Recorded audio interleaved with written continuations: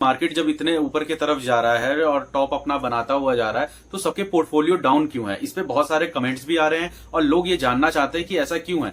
जब मार्केट बहुत ऊपर है और हमारा पोर्टफोलियो डाउन, तो देखिए इसका एक यही कारण है कि आपने मार्केट में पैसा नहीं लगाया, आपने अपने कुछ चुनिंदा स्टॉक्स में लगाए हैं, जो कि नहीं है कि वो निफ्टी के अंदर हो, निफ्टी 50 के अंदर हो या फिर सेंसेक्स के अंदर हो। यहाँ इसका ये मतलब नहीं है कि मार्केट ऊपर जाता रहेगा और आपके शेयर्स डाउन होंगे। अगर आपने फंडामेंटली अच्छे स्टॉक्स चुने और जो शेयर्स मार्केट में अच्छा वर्क कर रहे हैं, जिनके प्राइस में अपने पीछे जितना बुल फेज आया उसमें एप्रिसिएशन देखा है, तो ऑब्वियस है आने वाले टाइम में वो शेयर्स का प्राइस भी ऊपर जाएगा। और अभी वो कंसोलिडेशन फेस कर रहा है और करेक्शन फेस कर रहा है। हालांकि जो निफ्टी है, जो पिछले एक साल में 30% तक का रिटर्न दिया है, इस बात को वही अच्छे से समझ सकता है जिसने निफ्टी 50 का जो ईटीएफ है वहां पे अपना पैसा लगाया हो, या ईटीएफ्स में जो डायरेक्ट इंडेक्स में पैसा लगाते हैं उन लोगों को ये बात पता हो। तो लॉन्ग टर्म के लिए पैसा रखना चाहते हैं, 5 साल 10 साल के लिए, 2030 तक का व्यू हो सकता है किसी का पर्टिकुलर सेक्टर पे, चाहे ईवी का हो, सोलर का हो, रिन्यूएबल एनर्जी की तरफ हो, या फिर जैसे ये नए नए स्टार्टअप्स हैं। यहाँ पे एक समझने की बात है कि बहुत सारे ऐसे प्रेस्टिजियस जो ब्रोकरेज होते हैं जिनके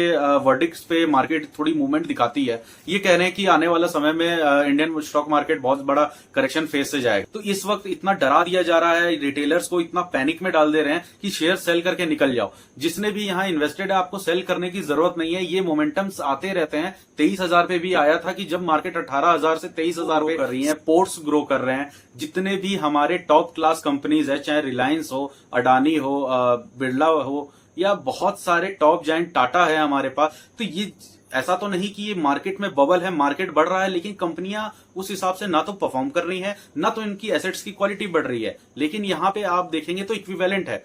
मार्केट में इन बड़े बड़े टॉप सेक्टर की कंपनियां जो निफ्टी 50 में इंक्लूड है, उनके मार्केट एसेट्स में भी बढ़ोतरी हो रही है। टाटा की सारी कंपनियां जो लिस्टेड है वो अच्छा परफॉर्म कर रही हैं। रिलायंस भी अच्छा परफॉर्म कर रहा है, हाल ही में उसने बोनस भी इशू किया है और तरह से। और अडानी के भी बाकी आप शेयरों में देखेंगे तो स्टेबिलिटी बढ़ी हुई है। तो हाँ, ये जरूर है कि एक हेल्दी करेक्शन की जरूरत जरूर होती है, लेकिन मार्केट में इस तरह का न्यूज स्प्रेड करना कि बहुत बड़ी गिरावट आने वाली है, 2008 का क्राइसिस आएगा, बहुत सारी ऐसी वीडियोस आपको देखने मिलेगी, लेकिन ये सब गलत है। इस तरीके से आप रिटेलर को परेशान कर रहे हैं, चाहे उसे इन्फ्लुएंस कर रहे हैं कि वो अपने शेयर्स बेच के मार्केट से निकल जाए, या तो आप गलत जगह फंस जाते हैं या गलत समय पे फंस जाते हैं। जैसे दूसरा एक एग्जांपल है, यहां तो आप लो में फंस गए थे, लेकिन यहां आप समझिए जैसे ओला इलेक्ट्रिक का, या तो आपने आईपीओ में अलॉटमेंट ले लिया तो लिस्टिंग के दिन ये पैसा नहीं बढ़ा तो आप बेच के निकल गए, रिटेलर पहले निकल जाता है। उसके बाद बड़े इन्वेस्टर्स के थ्रू ये प्राइस पंप होते हुए 150 के पास चला गया, मतलब ऑलमोस्ट डबल हो गया, 140 अराउंड गया। अब 140 तक जाते जाते बहुत से ऐसे रिटेलर होंगे जिन्होंने एंट्री नहीं बनाया था, अब वो 120, 130 या 140 में उन्होंने एंट्री बना लिया।